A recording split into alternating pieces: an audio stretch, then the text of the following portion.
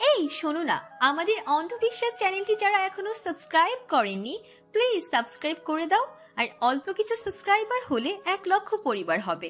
সবাই please subscribe এবং বেশি বেশি শেয়ার করে দাও প্লিজ। রাতে খাবার টেবিলে সবাই উপস্থিত। সাব্বির এতদিন কোথায় ছিল এটা নিয়ে প্রশ্ন করল না কেউ। এমন ভাব সবাই জানে সাব্বির কোথায় ছিল। জেরিন সেই আগের মতোই নিশ্চুপ ভঙ্গিতে খাচ্ছে। সাব্বির আসার পরও একবারের জন্য তাদের মধ্যে কোনো ঝগড়া না হওয়ায় বাড়ির লোক উল্টে চিন্তিত। কিন্তু সবার খুশি হওয়ার কথা ছিল। মানুষ কিছু একটা দেখে অভ্যস্ত হয়ে গেলে তার বিপরীত জিনিসগুলো সহজে মেনে নিতে পারে না। খাবার টেবিলে একটুর জন্য হলেও আজ কোনো রকম ঝামেলা হয়নি। সেতারা বেগম ভাবলেন হয়তো দুটোর আক্কেল হয়েছে, ভালো করে থাকলেই হয়। এবার খাওয়া শেষে যে যার রুমে চলে গেল। থেকে গেল নেহা জেরিন। দুজন হাতে হাতে সাহায্য করে দিল বড়দের। নেহা মাঝে মধ্যেই সাহায্য করে। আর জেরিনকে দেখে হামিদা বেগম অবাক হলেও কিচ্ছু বললেন না। মেয়েটা কেমন চুপচাপ হয়ে গেছে। হঠাৎ কি এমন হলো কে জানে। জিজ্ঞেস করলে দেখা যাবে উল্টে রাগ দেখাচ্ছে, তাই তিনিও তেমন ঘাঁটলেন না। রাতে সাব্বির ভেবেছে ঘষিটা বেগম নিশ্চিত এসে হাজির হবে। এটার শান্ত থাকার মানে তীব্র ঝড়ের পূর্বাভাস। কিন্তু মেয়েটা আসলো না। জেরিন বিরক্ত হয়ে বসে আছে বারান্দায়। কেমন যেন এক বিদঘুটে অনুভূতিতে তলিয়ে যাচ্ছে তার মন। সাব্বির তো শুধুই ওর বন্ধু ছিল। ছোটবেলা থেকে একসাথে বেড়ে ওঠা তাদের সম্পর্ক একটা ভালো দিক ছিল। কেউ কখনো কারোর থেকে কিচ্ছু লুকাতো না। স্বচ্ছ পানির মতো ছিল একজন অন্যজনের কাছে। সেখানে তাকালেই ভিতরের সব কিছু স্পষ্ট দেখা যায়। অনেক সময় এমন হয়েছে কিছু না বলতেও সাব্বির বুঝে যেত জেরিন কি বলতে চায়। জেরিনের ক্ষেত্রেও এমন হতো। তাদের সম্পর্কের এরকম রং বদল হওয়াটা কি খুব বেশি জরুরি ছিল, যার ফলে ওদের মাঝে সৃষ্টি হয়ে গেল এক দূরত্বের দেওয়াল? সাব্বির তো কোনোদিনই জেরিনের থেকে মুখ ফিরিয়ে নেয়নি। যতই ঝগড়া হতো, মারামারি করতো, দিন শেষে সব ভুলে যেত। ওই দিন ওটুকু কথাতে সাব্বির এত বেশি কষ্ট পেল, যার জন্য এখন জেরিনের মুখ দেখাটাও পছন্দ করে না। জেরিন নিজের পরিবর্তন কিছুতেই বুঝতে পারছে না, উত্তর পাচ্ছে না মনে এসে বাড়ি খাওয়া কিছু প্রশ্নের। কেন সে এতটা উতলা হচ্ছে সাব্বিরের জন্য? কেন মনে হলো সাব্বিরকে ছাড়া থাকতে পারবে না? ওর রুমে তো সে নিজেই যেতে চায়নি কখনো, তবে ইদানিং কেন এত বেহায়াপনা করছে? সাব্বিরের সব বিষয়ে নাক গলানোটা ওর অপছন্দ হবে। এই সাধারণ জ্ঞানটুকু কেন নেই জেরিনের মাথায়? কিসের জন্য, কোন অধিকারে এত কিছু করছিল? আগের তুলনায় একটু বেশি বাড়াবাড়ি করে ফেললো না তো জেরিন? সাব্বিরের জন্য কি অন্য কোনো অনুভূতি জন্মালো মনে? কিন্তু এরা কিভাবে হতে পারে? সাব্বির তো বলেছে বিয়েটা শুধু কাগজে কলমে, লোক দেখানো। ওদের সম্পর্কটা থাকবে আগের মতোই। তবে জেরিন কেন বাড়াবাড়ি করবে? সেও পারে নিজের আজে বাজে চিন্তাকে সাইডে রেখে নর্মাল থাকতে। জেরিন চায় সাব্বির যাতে ভালো থাকে। একজন ভালো বন্ধুর দায়িত্ব পালন করতে চায় জেরিন। সাব্বির ওর জন্য কত কিছু করলো, এতটুকু না করলে স্বার্থপরতা হয়ে যাবে। জীবনে ভালো থাকার অধিকার সবারই আছে। জেরিন তো ভালো আছে, থাকবে। তবে সাব্বির কেন নয়? জেরিন দরজা আটকাতে ভুলে গেছে। সাব্বির সেই কখন এসেছে জেরিনকে গভীর চিন্তায় ডুবে থাকতে দেখে ডাকেনি। চুপচাপ দেয়ালে হেলান দিয়ে বুকে দুহাত গুঁজে দাঁড়িয়ে আছে। পর্যবেক্ষণ করছে জেরিনের ভাবভঙ্গি। নিখুঁতভাবে দেখছে মেয়েটাকে। কিছু সময় পরপরই মুখভঙ্গি পাল্টে যাচ্ছে। কখনো ঠোঁট তো কখনো ভ্রু কুঁচকে ফেলছে। কপালে ভাঁজ পড়ছে। মৃদুমন্দ বাতাসি উঠছে খোলা চুল। চেয়ারে বসে রেলিংয়ে পা দিয়ে এক দৃষ্টিতে তাকিয়ে আছে আকাশের দিকে। সাব্বির থমথমে কণ্ঠে বলে উঠল, কি এমন ভাবছিস? মনে হচ্ছে দুনিয়ার সব মানুষের চিন্তা তুই একাই করে ফেলবি আজ। জেরিন হঠাৎ কারো কথা শুনে পেছনে তাকায়। হালকা হেসে বলল, তুই এখানে? সাব্বির পাশের চেয়ারটায় বসে পড়ল। আসতেই পারি। তোর কি হয়েছে হঠাৎ এত চুপচাপ আছিস? কেউ কিছু বলেছে? না, কে আবার কি বলবে? সাব্বির কিছুক্ষণ ওভাবেই তাকিয়ে রইল, চোখ ছোট ছোট করে। জেরিন তো কখনো কিছুই লুকায় না। আজকে এড়িয়ে যেতে চাইছে কেন? মেয়েটা কি রাগ করেছে এতদিন ওর সাথে কথা না বলাতে? তুই কি আমার উপর রাগ করে আছিস জেরিন? জেরিন হেসে বলল, রাগ করার মতো আবার কি করেছিস? রাত হয়েছে, যা গিয়ে ঘুমা। আমিও ঘুমাতে গেলাম। জেরিন কথাটা বলেই রুমে চলে গেল। সাবির হতবিহল হয়ে বসে রইল। এখন তো মনে হচ্ছে নেহার বৃষ্টির কথা শোনাই উচিত হয় নাই। এই মেয়ের মান অভিমান এখন কিভাবে ভাঙাবে। সাবির উঠে গিয়ে দেখলো জেরিন মা কাঁথা মুড়ি দিয়ে শুয়ে পড়েছে। সাবিরকে একবার পুরো খাটের চারপাশে চক্কর কাটল। জেরিনের মাথার কাছে গিয়ে সাবির ভাউ করে উঠল। জেরিনও তৎক্ষণাৎ উঠে বসলো, চেঁচিয়ে বলে উঠল, সাব্বিরের বাচ্চা, যা বলছে এখান থেকে। সাব্বির জেরিনকে একটা ঠেলা মেরে পাশে বসে পড়ল, হেসে বলে উঠল, এই তো আমার ঘষিটি বেগম আগের মুডে চলে এসেছে। জেরিন অগ্নিদৃষ্টি নিক্ষেপ করলো সাব্বিরের উপর। সাব্বির ভাবলেশীন ভাবে বসে থেকে বলল, যাও বাবু, সরে বসো। আমি আজকে এখানেই থাকবো। আমার রুমে এতদিন থেকেছ, এখন আমি এখানে থাকবো। বুঝতে পেরেছ? সদ্বোধ। জেরিন রাগে ফোঁস করে উঠল, তুই কেন থাকবি? যা বলছি তোর রুমে আর কোনোদিন যাব না। সাব্বির উল্টো রাগ নিয়ে বলল, মামা বাড়ির আবদার পেয়েছ বুঝি? যখন খুশি যাবে, যখন খুশি যাবে না, এটা তো আমি মানবো না। আমার এখন তোকে ছাড়া ঘুম আসে না। চল বলছি, না হয় আমাকে থাকতে দে। জেরিন রাগে ফুসফুস করছে। তা দেখে সাব্বির মুচকি মুচকি হাসে। এই মেয়েকে তো আজকে যেভাবেই হোক রাগাতে হবে। এর হাতে মার না খেয়ে সাব্বিরের অশান্তি লাগছে। জেরিন আচমকা সাব্বিরের গলা চেপে ধরল। হঠাৎ করে এমন হয় সাব্বির ধাপ করে বিছানায় পড়ে গেল। জেরিন রাগে দাঁতে দাঁত চেপে পড়ল। তোর আমাকে ছাড়া কেন ঘুম আসবে না? নাটক করবি না একদম আমার সাথে। তোর রুমে কয়েকদিন গেছি বলে এখন খোঁটা দিচ্ছিস? বললাম না আর যাব না, তাও জ্বালাতে কেন এসেছিস? আসার পর তোকে একবার খোঁচা মেরেছি আমি? বল। 15 দিন তো ঠিকই শান্তিতে ঘুমিয়েছিস, তখন আমাকে ছাড়াই তো ঘুমিয়েছিস। এখন এসব ফালতু কথা বলবি না। বদ অভ্যেস খুবই খারাপ জিনিস, বুঝেছিস? আমাকে অভ্যাস বানানো ছেড়ে দে, সুখে থাকবি। আমার থেকে দূরে থাকতে চাস, তাই তো চলে গিয়েছিস। আমিও চাই তুই ভালো থাক, আমি কিছু মনে করব না। তুই তোর মতো থাক, যা, আমি আর কোনোদিন বিরক্ত করব না তোকে।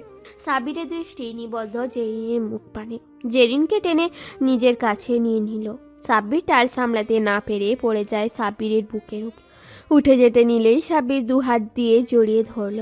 জেরিন কাপা কণ্ঠে বলল, ছাড়, আমার অস্বস্তি হচ্ছে। সাব্বির ফটাফট জবাব দিল, হোক, এখন থেকে অভ্যাস করে নে। এইভাবে থাকতে হবে তোকে। মগের মূল্য পেয়েছিস? ধুর, ভাল লাগে না। ছাড় তো, যা রুমে থেকে ঘুমাবো আমি। আমি কি চাইনিজ ভাষা বলেছি নাকি? বুঝতে পারিসনি? ভুল করছিস তুই। তোর কোনো সমস্যা? মা বলেছে কয়েকদিন পর তোর রুমে থাকার জন্য যে পারমিশনটা পেয়েছিলাম ওইটা আর থাকবে না, তখন তুইও আর আসতে পারবি না। তাই এখন থেকেই দূরে থাক ভাই, যা, শান্তি মতো ঘুমাইতে দে। সাব্বির জেরিনকে ছেড়ে উঠে বসলো। অবাক হয়ে পড়ল, কিসব বকছিস? ক্লিয়ার করে বল। তুই একটা কুমড়াই রয়ে গেছিস সাব্বির। সহজ কথা বুঝতে এত সময় লাগে কেন তোর? কচি খোকা নাকি তুই? যা তো ভাগ, একটা বিয়ে করে নে, পরে ওই মাইয়ারে গিয়ে বিরক্ত কর। সাব্বির এবার রেগে গেল। তা দেখে জেরিন চোখ ছোট ছোট করে তাকালো, বলল, কি সমস্যা? আমাকে বিয়ে দেওয়ার অনেক তাড়া দেখছি তোর। অনেক তাড়া। আর কিছু বলবি? তুই কি চাস এমন কিছু করি এখন? যার পর এমন কথা মুখে তো দূর, মাথায় আসা সাহস করবি না তুই। থ্রেট দিচ্ছিস? না, তুই ভুলে যাচ্ছিস আমি বিবাহিত। আমার বউকে চিনিস তুই?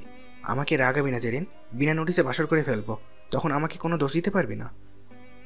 জেরিন চোখ বড় বড় করে তাকালো, মুখ হা হয়ে গেছে। সাব্বির জেরিনের মুখ বন্ধ করে দিয়ে বলল, মশা ঢুকে যাবে, মুখ বন্ধ রাখ। জেরিন মিনমিন করে বলল, তুই রুলস ব্রেক করেছিস সাব্বিরা। এখন সব হাওয়া বের হয়ে গেল না? প্রথম শর্ত তুই ভেঙেছিস। আমি আবার কি করলাম? আশ্চর্য। একটা কথা কান খুলে সরে রাখ, তুই মানলেও তুই আমার বউ, না মানলেও যদি ভালো মতো শান্তি বজায় রেখে চলিস তো আমিও ভদ্রপোলার মতো হয়ে থাকবো। যদি কোনো তেরামি করিস তো বুঝে নে কি কি হবে তোর সাথে। দেখ সাব্বির, আমাদের বিয়ে একটা দুর্ঘটনা। মাও চায় না এই বিয়েটা আর থাকুক। ডিভোর্স। সাব্বির ধমক দিয়ে বলল, চুপ, একদম চুপ। এই শব্দটা আর একবার উচ্চারণ করবি না, মেজাজ খারাপ করবি না। আমার সাথে কেন থাকতে চাচ্ছিস? তোর সাথে ফুটবল খেলবো তাই। জেরিন বিরক্ত হয়ে বলল, মজা করবি না একদম। তুই তো আমার মুখ দেখাও পছন্দ করিস না, আবার বলছিস বউ। একটা সমাধানে আয় তো। সমাধান চাই তোর? হ্যাঁ চাই, দোটানায় থাকতে পারবো না আমি। কিরকম কিরকম ফিলিংস হচ্ছে আজকাল, ওইটাই তো সামাল দিতে পারছি না। আবার তুই বলিস আরেকটা। সাব্বির হো হো করে হেসে দেয়। ভেটকি মাছের মতো হাসবি না, সমাধান দে। এতদিন আমাকে ছাড়া থাকতে কেমন লেগেছে? সত্যি সত্যি জবাব দে। খুবই জঘন্য। তোকে সামনে পাইলে না তখনই কাঁচা খেয়ে ফেলতাম আমি। শালা কি এমন করেছিলাম তোকে ভাব নিয়ে চলে গেলি কেন?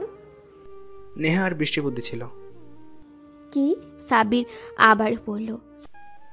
আমাকে ছাড়া থাকতে পারবি তুই? ধর তোর কথা মতো আমি আরেকটা বিয়ে করলাম, ওই মেয়ে কি তোর সাথে আমাকে মিশতে দিবে? আমাদের বন্ধুত্ব থাকবে? যখন তখন আমার রুমে এসে আমার উপর টর্চার করতে পারবি? আমি তোর উপর টর্চার করি? চুপ, আসল প্রশ্নের উত্তর দে গাধি। না, বউ কেন? আমি হলে তো দিতাম না কাউকে আমার জামাইয়ের আশেপাশে। তোমার তো বুদ্ধিতে ব্রেন ঠাসা, তাই নিজের জামাইকে আরেকটা বিয়ে করাতে চাও। এবার বল, আমার সাথে বাকিটা জীবন থাকতে চাস? সাব্বির জেরিনের মাথায় একটা মেরে বলল। তাহলে মাথায় ঘুরপাক খাওয়া সব ননসেন্স মার্কার প্রশ্নগুলোকে বিদায় করে দে। দেখ জেরিন, একটা সোজা কথা বলি, আমি আর তুই একসাথে থাকতে চাই। তোকে ছাড়া আমার চলে না। এখন সম্পর্ক যেমনই হোক, আমাদের এটা নিয়ে ভাবতে হবে। সবার আগে আমাদের বন্ধুত্ব। যদি এর বাইরে কোনো ফিলিংস আসে তোর বা আমার মধ্যে, তাহলে ওটা স্বীকারও করব আমরা। এখন যেভাবে আছি সেভাবে থাকবো, কিন্তু তুই যদি এর মধ্যে বাহার ঢুকাস তাহলে তোর মাথা ফাটাবো আমি। বোঝানোর কথা বলে উল্টো ধমকাচ্ছিস। সাব্বির জেরিনের ঠোঁটে আঙুল রেখে বলল। বিশ্বাস কর জেরিন, 15 দিনের একটা দিনও আমি ঘুমাতে পারিনি। তোর প্রতি অনুভূতি নিয়ে এখনও আমি নিশ্চিত না। তবে আমি এতটুকু সত্যি, তোকে ছাড়া থাকা অসম্ভব। তুই আশেপাশে না থাকলে নিজেকে শূন্য শূন্য লাগে। তোর সাথে ঝগড়া না করলে, তোর তুলাতুলি হাতের মায়ের না খেলে নিজেকে কেমন মরা মরা লাগে। আমি চাই আমার দিন শুরু হোক তোকে দেখে, রাতের ঘুম হোক তোকে দেখে। প্লিজ জেরিন, এটুকু অধিকার কেড়ে নিস না। আমার আর কিছু চাই না, চাই শুধু তুই থেকে যা আমার জীবনে পূর্ণতা হয়ে। তোর থেকে ভালো জীবনসঙ্গী আমি কোথাও পাবো না, বিশ্বাস কর। বল, থাকবি তো আমার বেটার হাফ হয়ে? জেরিন মুখ ভেঙচি কাটল, পরে চুলগুলো সরিয়ে কানের পাশে গুজিয়ে দিয়ে পড়ল। ঠিক আছে ঠিক আছে, এত করে বলছিস যখন হলাম না হয় তোর বউয়ের চরিত্রের রোল মডেল। সাব্বির ভাব নিয়ে বলল। নাটকবাজ। তোর মাথা বের হ আমার রুম থেকে। নো ওয়ে, ঘুমাবো। তুই ঘুমাতে চাইলে ঘুমা, না হয় তাকিয়ে থাক। কতদিন পরে নিজেকে হালকা লাগছে, চম্পেশ একটা ঘুম হবে। মিহির, তুমি কি আসবা? সরি বউ, তোমার ছোট্ট আব্বু আমাকে ছুটি দিবে না। ঠিক আছে, আর কথা বলবা না আমার সাথে? ঘুরতে যখন নিয়ে যাবে না তখন কথা দিয়েছিলে কেন? মিহির একটা হাসি দিয়ে বলল। আসলে মহারানী, আমি গেটের বাইরেই আপনার অপেক্ষায়। সত্যি তুমি এসেছো? নিচে এসে দেখো। বৃষ্টি শাড়ির কুঁচি ধরে এক দৌড় লাগালো। মিহির গাড়ির সামনে পকেটে হাত গুছিয়ে দাঁড়িয়ে। বৃষ্টির হাসি দেখে মুখে প্রসন্ন চিত্তে হাসল। বৃষ্টি এগিয়ে যেতেই মিহির তার কোমর জড়িয়ে ধরল। বৃষ্টি ফিস ফিস করে বলল। কি করছো কি রাস্তার মধ্যে? কেউ দেখে ফেলবে। দেখুক, আমার বউকে ধরেছি, তাতে অন্য লোকের কি? আচ্ছা চলো, এখন এখানে সন্ধ্যা করে ফেলবে নাকি? চান? আমার একটা জিনিস চাই। কি চাই তোমার আবার? বইয়ের ঠোঁটের একটা নরম গরম চুমু। বৃষ্টি বলে উঠল। মিহির, সরো তো, গাড়িতে উঠতে দাও। মিহির হেসে গাড়িতে উঠল। পরে দুজন ঘুরতে গেল এক পড়ন্ত বিকেলে। শহরের জ্যাম ঠেলে, বিরক্তি ঠেলে কোনো এক অজানায়, যেখানে থাকবে শুধু প্রণয় রাঙার সময়, ভালোবাসায় মোড়ানো নতুন মিষ্টি স্মৃতি। জেরিনের পরীক্ষা শুরু হবে কয়েকদিন পর। এদিকে মেয়েটার পড়াশোনার অবস্থা বেজায় বাজে। নীরবের সাথে ঘুরে ঘুরে ক্লাস মিস দিয়েছিল, সে সময়কার নোটস নেই। তারপরও ক্লাসে তেমন মনোযোগ দেওয়া হয়নি। সব মিলিয়ে পড়াশোনার সাথে এক যুদ্ধ চলছে জেরিনের। এখন সাব্বিরের উপর দিয়ে যাচ্ছে প্রচুর প্রেশার। ছেলেটা ভার্সিটি সামলে যায় অফিসে, সেখানে কাজ, সব মিলিয়ে বাড়ি ফিরে রাত করে। এত ক্লান্তি মাঝেও জেরিনের খোঁজ নিতে ভুলে না যেন। নিজের দায়িত্ব থেকে এক চুলও নড়েনি এখনো পর্যন্ত। জেরিন পড়াশোনা করে বিরক্ত হয়ে বসেছে সোফায়, কিছুই ঢুকছে না মাথায়। খাবার টেবিলে খাবার সাজাচ্ছেন সাহারা বেগম।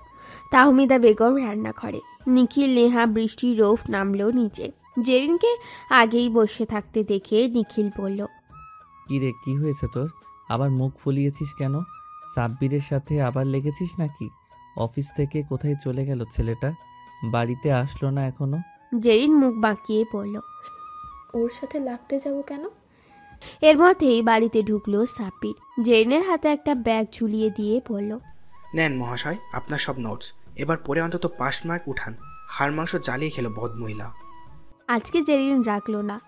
গদগদ হয়ে যেই না কিছু বলতে যাবে সাব্বির বলে উঠল, তোর কাজ করে দিয়েছি আমি, এবার সুন্দর মতো 1 কাপ কফি বানিয়ে আমাকে খাওয়া।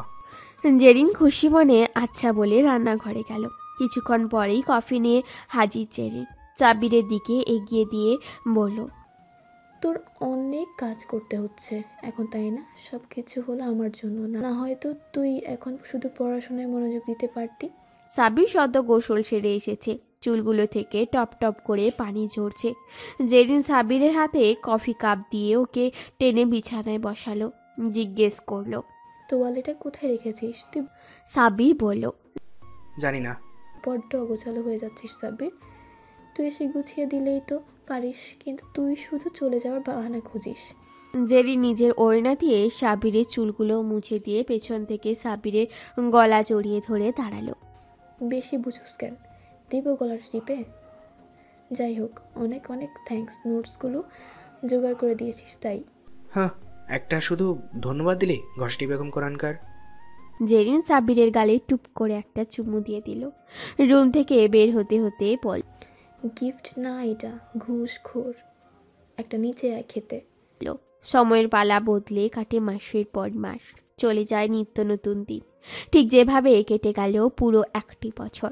অফিসের বারান্দায় বসে নিখিল, তখনই নিখিলের ফোনটা বেজে উঠল। ফোনটা উঠিয়ে কানে নিতেই কেউ একজন বিচলিত কণ্ঠে বলল, সাহিল সুস্থ হয়েই গার্ডদের মেরে পালিয়ে গেছে নিখিল। নিখিল শান্ত সুরে বলল, জানতাম এমনই হবে, তুই চিন্তা করিস না। ও বাংলাদেশেই এসেছে 1 ঘন্টা আগে, আমার কাছে খবর আছে। তুই কেন যে এটাকে বাঁচিয়ে রাখলি বুঝলাম না। এত বুঝে তোর কাজ নেই। ভার্সিটি গেটে দাঁড়িয়ে নেহা, বৃষ্টি এখনো ভেতরে। হুট করে নেহার সামনে এসে দাঁড়ালো কেউ। নেহা হকচকিয়ে তাকালো। এতদিন পর রিসোর্টের সেই রাতের কথা মনে পড়ে গেল। যে ছেলেটা তার হাত ধরেছিল সে ছেলেটা এখানে। নেহা ভয় পেল কিছুটা। ভ্রুকুচকে তাকিয়ে রইল সামনে থাকা ব্যক্তির দিকে। সাহিল কিছুক্ষণ তাকিয়ে থেকে হেসে পড়ল। কি খবর নেহা, আমাকে দেখে এভাবে তাকিয়ে আছো কেন?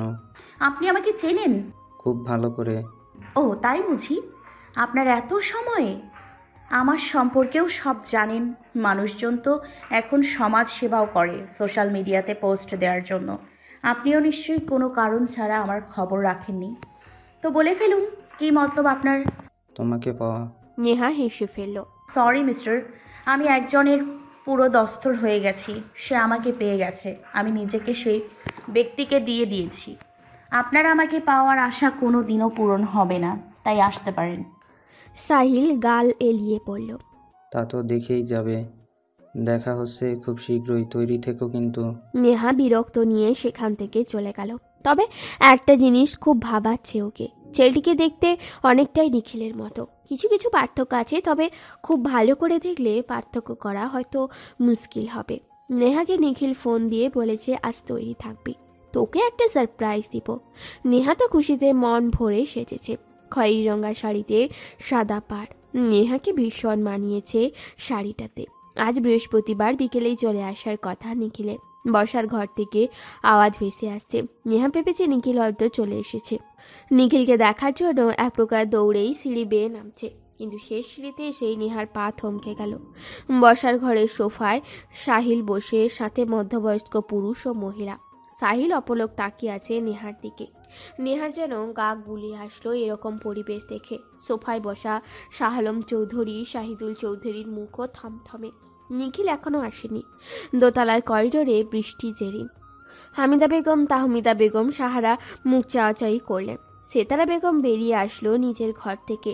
বহু বছর পরও ইলিয়াস খানকে দেখে চিনতে ভুল করলেন না বৃদ্ধা।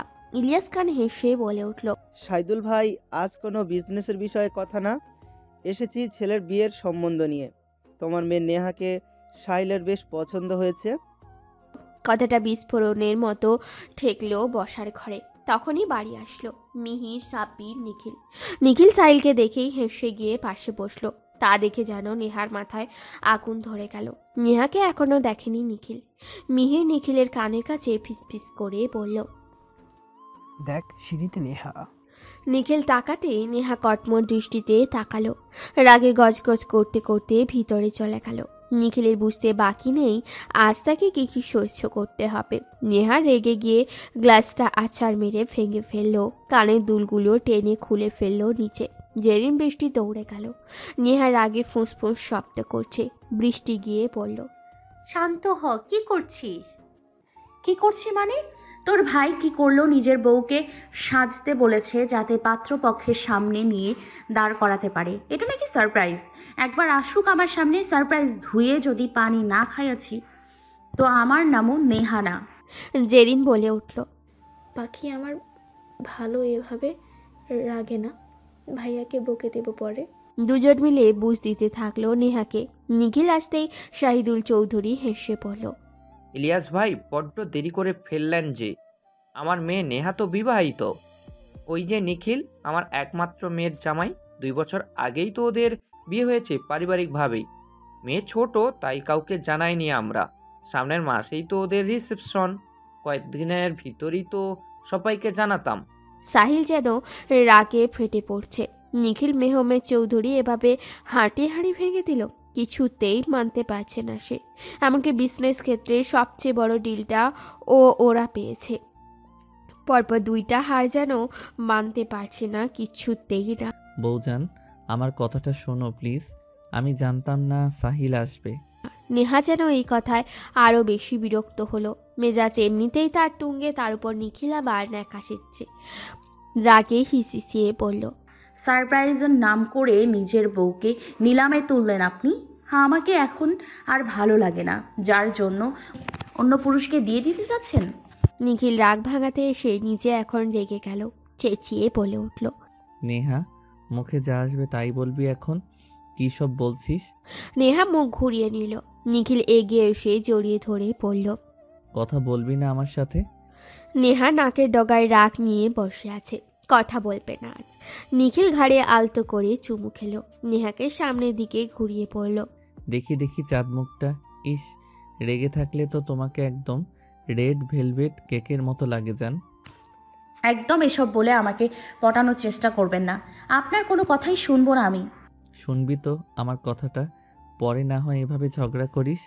নেহা নিখিলের কলা চেপে ধরে বলল, আমি ঝগড়া করি তাই না? সাহস বেড়ে গেছে না তোমার? পেয়ে গেছেন তো এখন তো আমাকে ঝগড়ুটে মনে হবেই, অপছন্দ হবেই।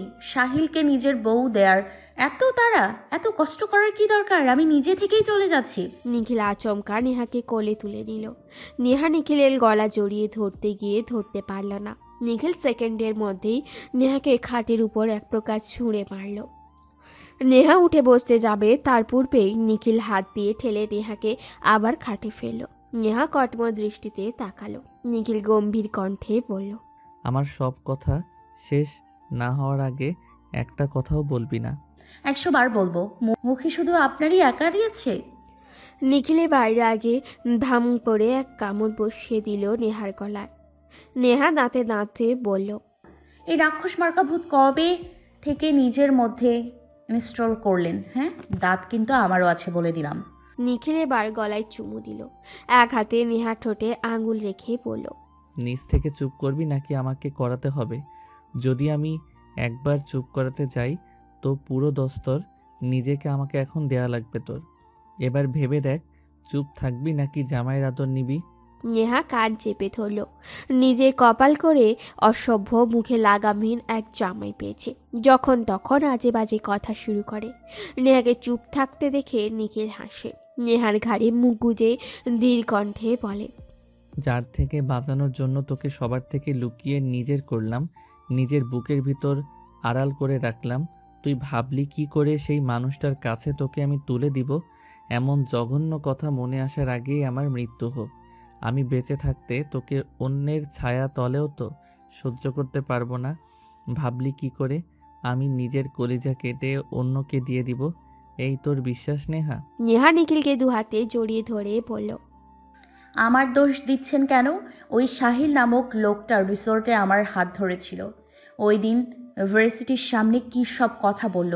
একে আমার মোটেও পছন্দ না। আর আপনি বললেন সেজে গুজে রেডি হবি।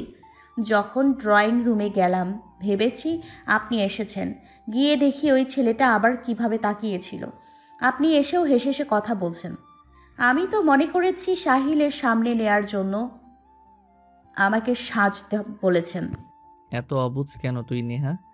আপনাদের এই বিয়ে লুকানোর ব্যাপারটার জন্যই এত কিছু হলো। সরুন তো, বিয়ে করেছে বলতে পারে না, আবার আদিক্ষেতা। কয়েকদিনের ভিতরেই সবাইকে জানাবো সব। সরুন তো, আপনাকে আমার এখন একদম ভাল লাগছে না। মনটা খারাপ করে দিচ্ছেন আপনি আমার। নিখিল উঠে বসে বলল, চল। আপনার সাথে যাব না। তুলে দিব এক আছাড়। করবেন, একটু ভুলেও করবেন না। তুই একটা জাতা হয়ে গেছিস নেহা, সাহসটাও বেড়েছে। মুখে মুখে তর্ক শুধু। তাহলে কথা না বললেই তো পারেন। নেহা চুপসে যাওয়া মুখটা দেখে নিখিল বাঁকা হাসল। নেহার হাত টেনে নিচে নামালো, শাড়িটা সুন্দর করে ঠিক করে দিয়ে এক হাতের মুঠোয় নিল নেহার হাত। নেহা কিছু বলল না, বলেও লাভ হবে না। এই ছেলে নিজের কাজ শেষ না হওয়া পর্যন্ত কারো কথাই শোনে না। নিখিল নেহাকে টেনে নিয়ে আসলো ছাদে। রাত প্রায় 9টা বাজছে ঘড়িতে। ছাদে সেই দরজাটা লক করে দিল নিখিল। নেহা একটা ভেঙচি কেটে অন্য পাশে সরে গিয়ে দাঁড়ালো। নিখিল পেছন থেকে নেহার চোখ চেপে ধরল। কি সমস্যা, চোখ চেপে ধরলেন কেন? নিখিল জবাব দিল না। নেহাকে টেনে নিয়ে আসলো ছাদের অপর পাশে। চোখ থেকে হাত সরিয়ে কাঁধে থুতনি ঠেকিয়ে নিখিল বলল, সারপ্রাইজ বউ। নেহা চোখ বড় বড় করে তাকালো। একটা ছোট টেবিলে খাবার, যার মাঝে ফুলের পাপড়ি দিয়ে ছোট ছোট করে লেখা। বউয়ের জন্য নিজ হাতে রান্না করেছি, এখন যেন মহারানী একটু খেয়ে খাবারগুলোর সাথে যিনি রান্না করেছেন তাহার জীবনও ধন্য করেন। নেহা অবিশ্বাস্য সুরে বলে, আপনি কখন কান্না করলেন দেখলাম না তো। দেখবেন কি করে, আপনার তো রাগের উপর আবার নাকটাও খাড়া। নাকের জন্য তো আবার চোখে দেখেন না। নেহা নাক মুখ কুচকে ফেলল। আপনি আমাকে নিখিল তার আগেই নেহার ঠোঁটে আলতো চুমু দিল। কানের কাছে ফিসফিস করে বলল, কথা বলার জন্য সারা রাত পড়ে আছে ম্যাডাম, এখন চলুন খাবেন। নেহার কথা বলতে পারল না। ছেলেটা একদম অসহ্য রকমের। হুটহাট কোনো মানুষ চুমু দেয় মানে কোনো কথা, এ যেন আভাস ছাড়াই সুভাষ ছড়িয়ে পড়ে। নিখিল নেহার হাত টেনে নিজের পাশে বসালো মেঝেতে। নেহার সামনে প্লেট রেখে এক এক করে খাবারগুলো প্লেটে তুলে দিচ্ছে নিখিল। নিখিল মিষ্টি করে হেসে আদুরে গলায় বলল, এবার খাও। নেহা দু হাত দিয়ে নিখিলের কোমর জড়িয়ে বলল, খাইয়ে দাও প্রিয় স্বামী। শখ কত, নিজে খা, ঢং করা হচ্ছে। নেহা হেসে বলল, হচ্ছে। আমার একমাত্র শখের জামাই, তার হাতে আমি খাবো না তা কে খাবে? নেহা, তুই দিন দিন বাচ্চা হয়ে যাচ্ছিস।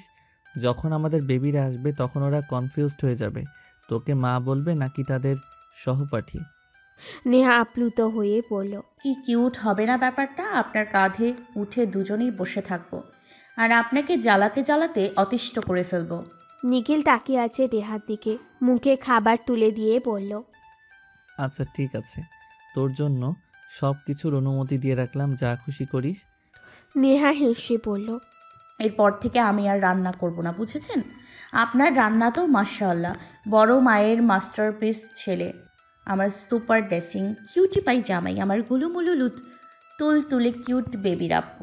নিখিল চোখ বড় বড় করে তাকালো। এগুলো কি প্রশংসা ছিল নাকি অন্য কিছু? নিখিল নেহার মাথায় আলতো করে মেরে পড়ল, বৌদ্ধ কোথাকার, বেবিটা আমদানি করলি কোথা থেকে? নেহা মুখ বাঁকিয়ে বলল, আমদানি হয়নি, হবে তো, তখনকার কথা বললাম। নিখিল আর কি বলবে?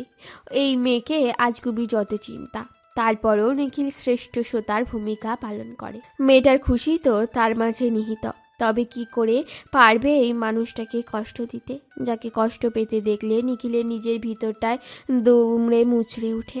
শুক্রবার দিনটা মানেই বিশেষ, পরিবারের মানুষের মিলনায়তন। আজ সকাল সকাল এসেছে শেফালি বেগম, সেই থেকে মিহিরের নামে বিচার দিচ্ছে বৃষ্টি। মিহির বেচারা মুখ ছোট করে বসে আজকে মা তার হাড়গোড় ভাঙবে। কি একখানা বউ জুটিয়েছে, তার মা বাবাকে পুরো নিজের দলে নিয়েছে। এমন মনে হয় বৃষ্টি ও বাড়ির মেয়ে, মিহির মেয়ের জামাই, সে ঘর জামাই থাকে, যার ফলে শ্বশুর শাশুড়ি মিলে তাকে উল্টো বুঝিয়ে রাখে। শেফালি বেগম অভিযোগ শুনেই ছেলের কান টেনে ধরল। মিহির গাল ফুলিয়ে বলল, মা, তোমার বৌমা সব বানিয়ে বানিয়ে বলছে, আমি কখনো এসব করলাম? বৃষ্টি মিটিমিটি হাসছে আর বলছে, বেশ হয়েছে, আর লাগতে আসবে আমার সাথে। শেফালি বেগম বলল, আমার মেয়ের পেছনে যদি তোকে লাগতে দেখেছি না, আর তোকে বাড়ি ছাড়া করব। মিহিরের বাবা সদর দরজা দিয়ে আস্তে আস্তে বলল, চিন্তা করবি না মা, এটাকে আমি ত্যায্য করব। একটা ছাগল হয়েছে। মিহির অভিমানী সুরে বলল, বাবা, আমার একটা ন্যূনতম মান সম্মান আছে। ওরে কি আমার সম্মানী ব্যক্তি? সালাম চৌধুরী এসে পড়লেন। পরপর আসলেন বাকিরা। পরিবারের সবাই মিলে আড্ডায় মেতে উঠল। সাবির বসে আছে সোফায়। বিকেলে ভাই বোনরা মিলে নাস্তা করছিল। নেহা বৃষ্টি রোপ মিলে ভেবে নিল সাবিরের সাথে একটা প্র্যাঙ্ক করবে। যেদিন সাবির আজকে আবার লেগেছিল, তারপর থেকে দুজন দুজনের মুখ দেখা বন্ধ দিয়েছে। যদিও জানে এটা বেশিক্ষণ টিকবে না। বড়রা আর কি বলবে, সম্পর্কের উন্নতি হচ্ছে নাকি অবনতি কিছুই বুঝছে না। কিন্তু ছোটরা তো জানে, যতই লেগে থাকুক, রাতের বেলা দুনিয়া উল্টে গেলেও এরা একসাথে থাকবে, কোথাও গেলে একসাথে যাবে। মুখ লটকিয়ে রাখলেও একজন অন্যজনকে SMS করে বলবে খেয়ে নে। মুখে কথা বলা বন্ধ করলেও ভার্চুয়ালভাবে ঠিকই কথা বলে। এদের লজিক সাধারণ মানুষের বোধগম্য হবে না। বৃষ্টি নেহা সিরিয়াসভাবে এসে পড়ল, সাব্বির ভাইয়া, তুমি বসে এখানে খাচ্ছ? জেরিন আপু তোমার সাথে রাগ করে দরজা আটকে দিয়েছে, রেগে বলেছে ঘুমের ওষুধ খেয়ে ফেলবে, চলো তাড়াতাড়ি। সাবির বিরক্তি নিয়ে বলল, যা মন চায় করুক ঘষিটি বেগম, আমাকে টানবি না। রৌপ বলে উঠল, ভাইয়া বিশ্বাস করছো না কেন? যদি আপুর সত্যি সত্যি কিছু হয়ে যায়? হামিদা বেগম, সাহারা বেগম, তাহমিদা বেগম ছুটে আসলেন। নেহা বৃষ্টি রৌপ মিলে মুখ চাওয়াচাই করলো। কিন্তু এই মুহূর্তে তো প্ল্যানটা বাদ দেওয়া যাবে না। হুট করে উপর থেকে কিছু পড়ার শব্দ হলো। সাবিরের হাত থেকে খাবার পড়ে গেল। এতক্ষণে সে চুপচাপ থাকলেও এবার আর ভিতরের অস্থিরতা শুরু হয়েছে। সাবির বলে উঠল, আমার একটা মাত্র বউ। এক দৌড় লাগালো 11 ধাপের সিঁড়ি। সে 3 লাফে পার করেছে। নেহা বৃষ্টি ঠোঁট চেপে হাসছে। সাবিরের পেছন পেছন ছুট লাগালো বাকিরা। দরজা বন্ধ দেখে যেন আরও পাগল প্রায় অবস্থা হলো সাবিরের। জোরে জোরে ধাক্কা দিতে লাগলো। জেরিন, এই জেরিন, দরজা খোল। কি হয়েছে তোর? প্লিজ দরজা খোল। আমাকে দরকার পড়লে একটা না মারিস, তাও নিজেকে কিছু করিস না। দরজাটা খোল, না হয় ভেঙে ফেলবো আমি। জেরিন সবে বিছানায় শুয়েছিল। চোখটা লাগতে না লাগতেই সাবিরের কণ্ঠ শুনে বেজায় বিরক্ত হলো। ওড়নাটা গায়ে চাপিয়ে এসে দরজা খুলে যেই না কিছু কড়া কথা শোনাবে ভাবলো, সাব্বির এসে আষ্টে পিষ্টে জড়িয়ে ধরলো জেরিনকে। বেচারি জেরিন কিছুই যেন বুঝে উঠতে পারল না। হঠাৎ এসে সাব্বির জড়িয়ে ধরায় 2 কদম পিছিয়ে গেল। দরজার বাহিরে এসে ততক্ষণে দাঁড়ালো বাকিরা। সাব্বির জেরিনের মুখ হাত চেক করে বলল, তুই ঠিক আছিস তো? কি করছিলি এসব? আমার উপর রাগ করে ঘুমের ওষুধ খাবি? এটা কিভাবে চিন্তা করলি তুই? তুই জানিস না তুই ছাড়া আমি এতিম? জেরিন হাঁ হয়ে তাকিয়ে কী সব বলছে এ ছেলে। জেরিন বলে উঠল, কি বলো সেগুলা? বাবা মা ছাড়া মানুষ এতিম হয়, তুই কেন হবি? তুই বুঝবি না, আমি হই। সাব্বির পারলে এবার কেঁদে দেয়। জেরিন নেহা বৃষ্টি দরজায় দাঁড়িয়ে দাঁত কেলিয়ে হাসতে দেখে চোখের ইশারায় জিজ্ঞেস করলো কি হয়েছে। ওরা কিছু বলল না। সাব্বির এক অবিশ্বাস্য কাণ্ড ঘটিয়ে বসলো। জেরিনের মুখ জুড়ে অগণিত চুমু দিতে লাগলো। সাহারা বেগম খেকিয়ে উঠে বলল, এই ছাগল, আমরা তো এখানে আছি। সাব্বির ভেবেছে নেহা বৃষ্টি, তাই বলল, তোরা চোখ বন্ধ কর। নেহা বৃষ্টি এবার হো হো করে হেসে পড়ল যে, আমরা না তো বড় মা, মেজো মা আর ছোট মা, আর তোমার ছোট মা। জেরিন তবদা খেয়ে গেছে। এই ছেলেটা জিন ভূতে আছাড় মারল নাকি? কি শুরু করেছে? তার উপর মায়েদের সামনে লজ্জায় হাঁসফাঁস করে উঠল। সাবির মাথা চুলকে মিনমিন করে বলল, তুই লজ্জা পাচ্ছিস কেন ঘষিটি বেগম? শুধু তো কয়েকটা চুমুই দিয়েছি। জেরিন এক ছুটে বারান্দায় পালালো। এই বাড়ি ভর্তি সবগুলোর মাথায় সিট আছে। কখন কি করে কি বলে হুঁশ নেই। 3 মা কখনোই বিদায় নিয়েছে ছোটদের দুষ্টুমিতে, নিজেরা ফেঁসে গিয়ে লজ্জায় পড়তে হলো। বৃষ্টি নেহা বলে উঠল, ভাইয়া, কে জানি বলেছিল, ধুর, এসব ঘসিটি বেগমকে কে ভালোবাসতে যাবে? আমার রুচিতে ভাটা পড়েনি। এখন তো দেখলাম মানুষজন লোক সম্মুখে চুমুটুমুও দেয়।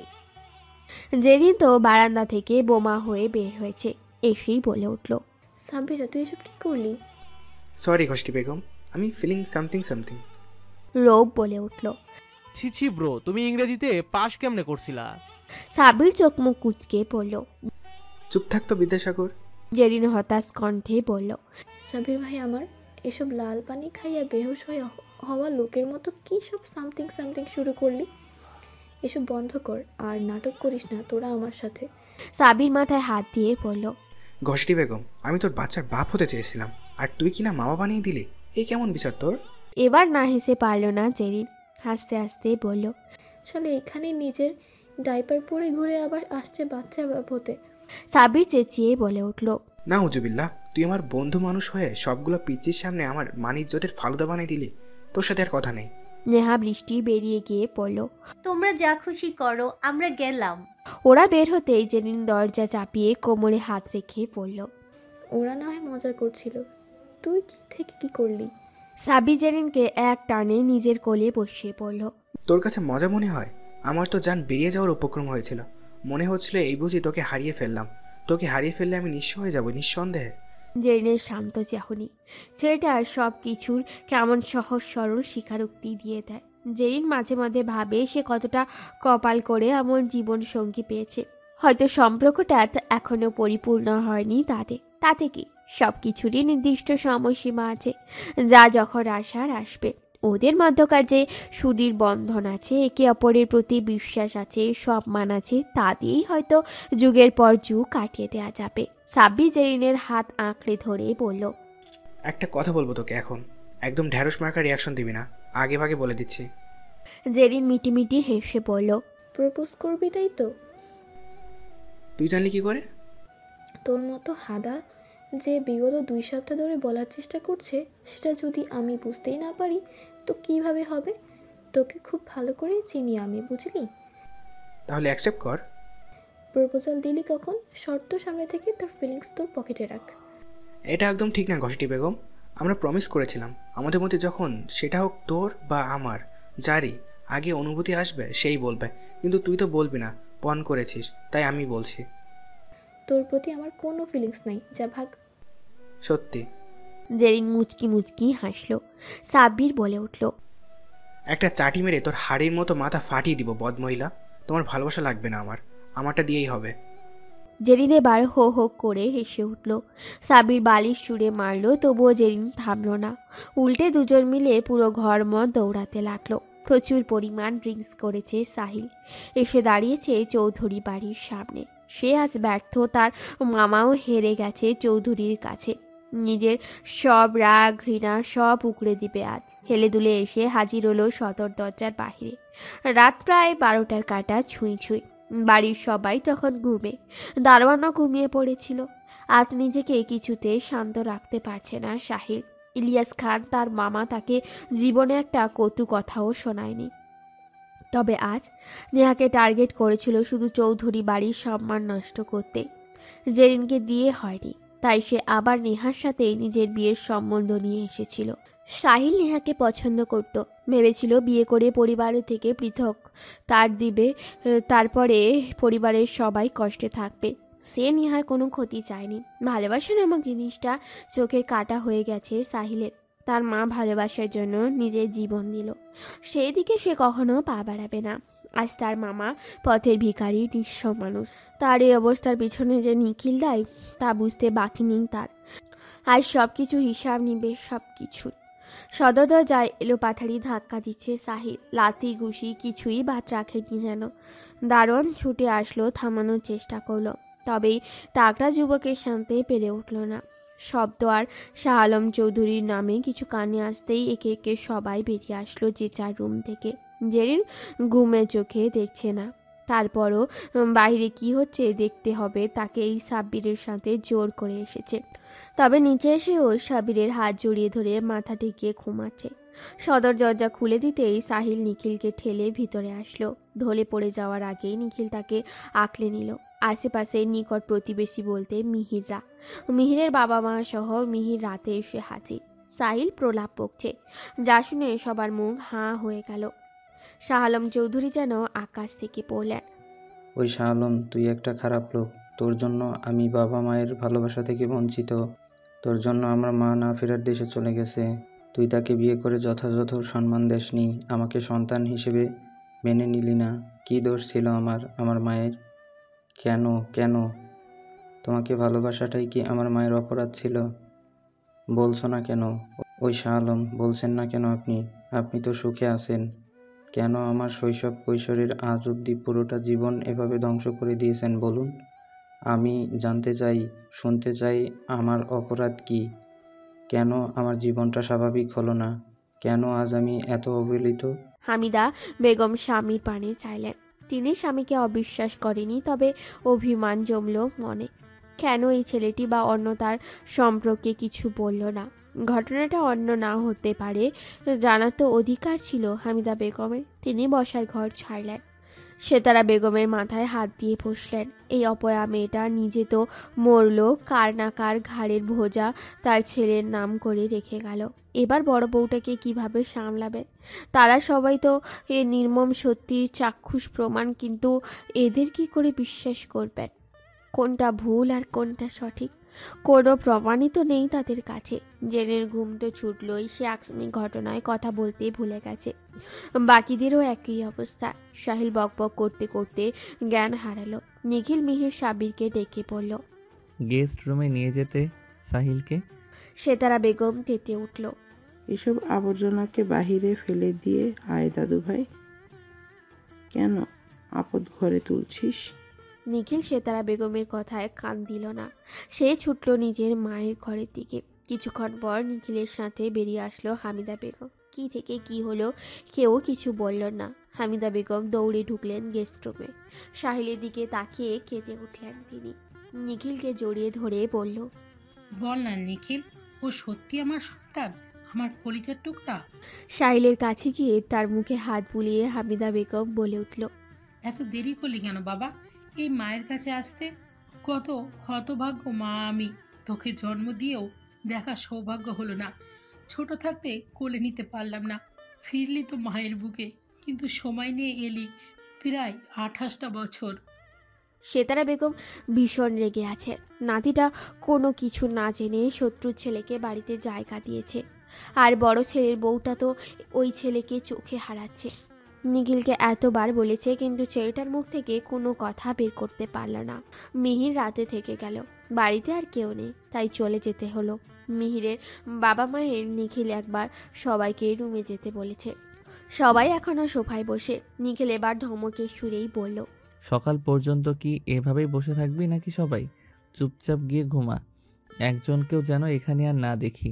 দাদি যাও, গিয়ে ঘুমাও, সকালের আগে কিছুই জানতে পারবে না। রাত বাড়ছে, এবার সবাই যাও। শাহ আলম চৌধুরীও বাকি দুই ভাই বসে আছে।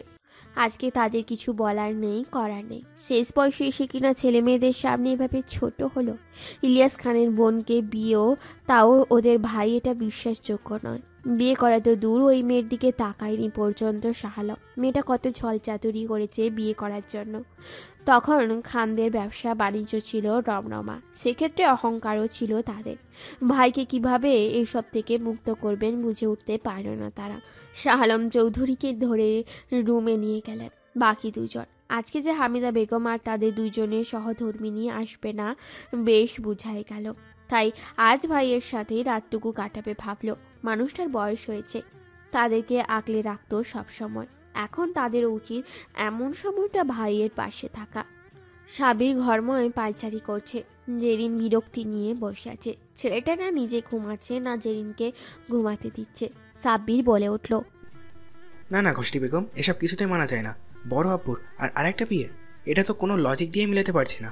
আমার যে বড় আপুর এখনও বড় মাকেই সামলে উঠতে পারলো না, বড় মা তো চোখ রাঙানি দিলেই তো তাকে আর খুঁজে পাওয়া যায় না। জীবনই আর টানাটানি আবার করবে আরেক মহিলাকে বিয়ে। সাহিলটার কথা কিন্তু আমি বিশ্বাস করছি না। জেরিন বিরক্তি নিয়ে বলল, রাতের বাজে 2টা, তুই নাটক করছিস, ঘুমাবো আমি। যদি আর একবার কথা বলিস তো রুমের বাইরে কি বল, ফ্লোরে ঘুমা, আমার কানের কাছে কথা বলবি না। লাইট। সাব্বির বলে উঠল, আরে কথাটা তো শোন। জেরিন একটা বালিশ ছুঁড়ে দিল সাব্বিরের উপর। সাব্বির মুখ বাঁকিয়ে এসে পাশে শুয়ে পড়ল। জেরিন ঘুম ঝরানো কণ্ঠে বলল, টফ কর। সাব্বির তেতে বলে উঠল, পারবো না। জেরিন গা ঘেঁষা বিড়ালের মতো এসে মিশে গেল সাব্বিরের সাথে। জড়িয়ে ধরে সাব্বিরের বুকে মাথা রেখে চোখ বন্ধ করলো। সাব্বির মুচকি হাসলো। এটা তো এখন ঘষিটা বেগমের রোজকার রুটিন। যতই হম্বিতম্বি করুক, ঘুমানোর সময় তার সাব্বিরকেই লাগবে।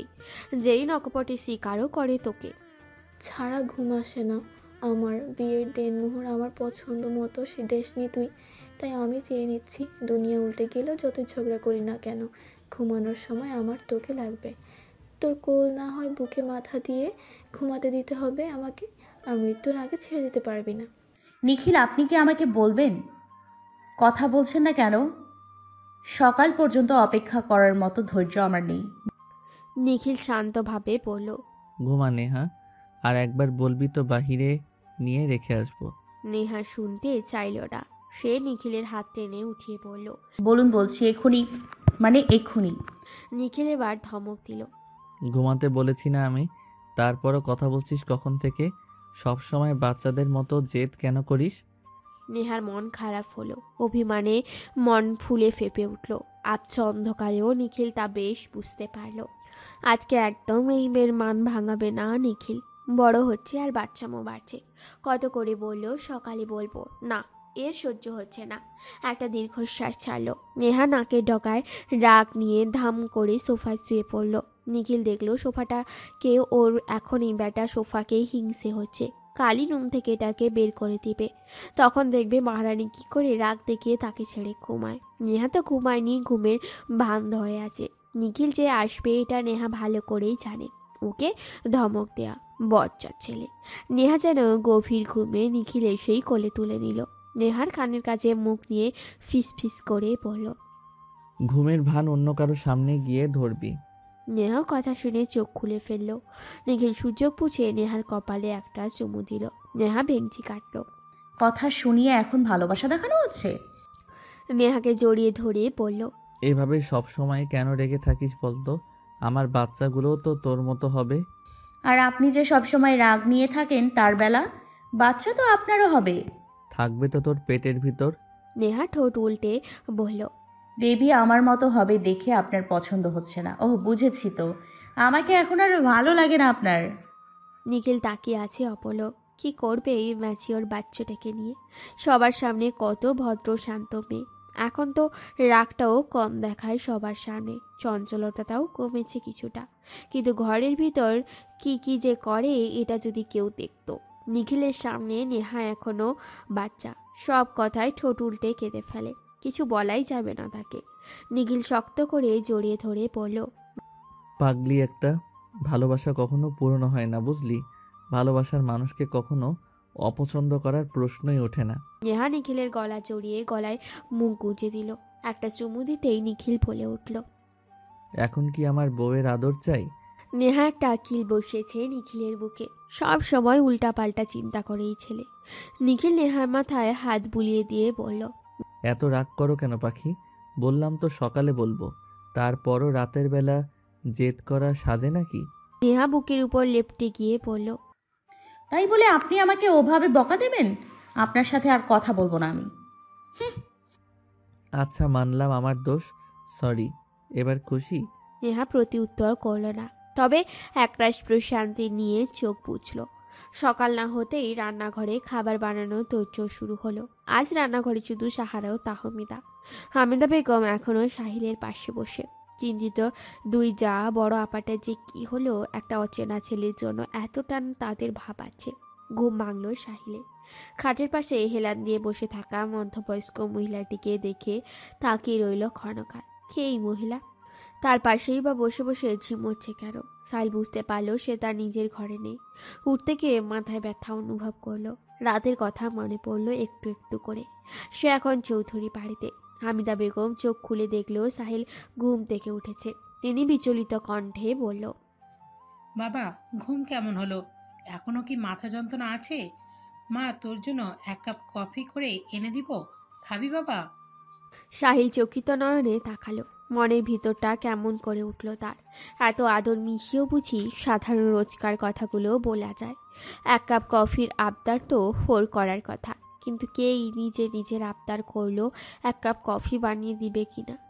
তাকে বাবা কেন সম্বোধন করলো আর নিজেকে মা? সাহিল অবাক কণ্ঠে বলে উঠল, মা। হামিদা বেগমের চোখ ছলছল করে উঠল। কি শান্তিতে ঘেরা এই ডাক। মা ডাক শোনার জন্য তার হৃদয়টা আজ ভীষণ রকম ব্যাকুল। হামিদা বেগম হন্তদন্ত পায়ে গেল রান্নাঘরে। কফি বানিয়ে আবার বের হলো সাহারা। তাহমিদা তপ্তা খেয়ে দাঁড়িয়ে দেখলো তার কাজ। নেহা জেরিন এসেছে রান্নাঘরে। বৃষ্টিও সিঁড়িতে তারা কাজে সাহায্য করতেই এসেছে।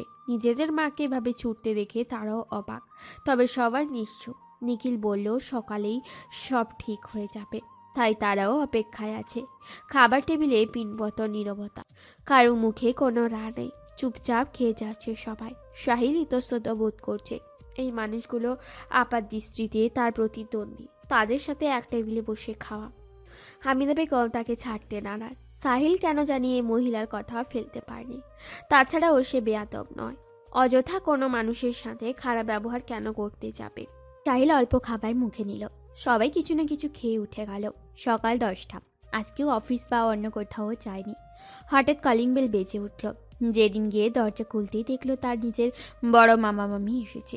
সে কোনো রকম জিজ্ঞেস করলো কেমন আছেন। তারাও ছুটে আসলো ভিতরে। পরপর সবাই উপস্থিত, সাহিলও আছে। একটু পর বাড়িতে আসলো ইলিয়াস খান ও তার স্ত্রী। নিখিল পূর্ণ দৃষ্টি রাখলো সাহিলের উপর। সাহিলও তাকিয়ে তার দিকে। নিখিল বলল, তোমার সব প্রশ্নের উত্তর আজ তোমাকে ইলিয়াস খান দিবে সাহিল। সাহিল হতবাক হয়ে তাকিয়ে আছে সবার দিকে।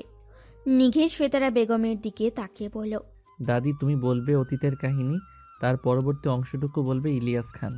আজকেই সব রহস্যের উপর থেকে পর্দা উঠে যাক। অনেক তো হলো লুকোচুরি।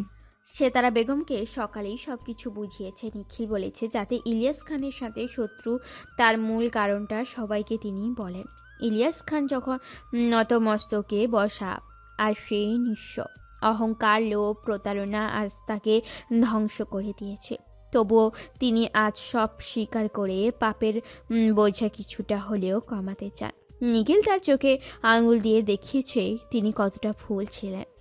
সাহিল এতটাই শকড, কি বলবে বুঝে উঠল না। তার মামা কি এমন সত্যি বলবেন? সব কেমন পেঁচিয়ে যাচ্ছে।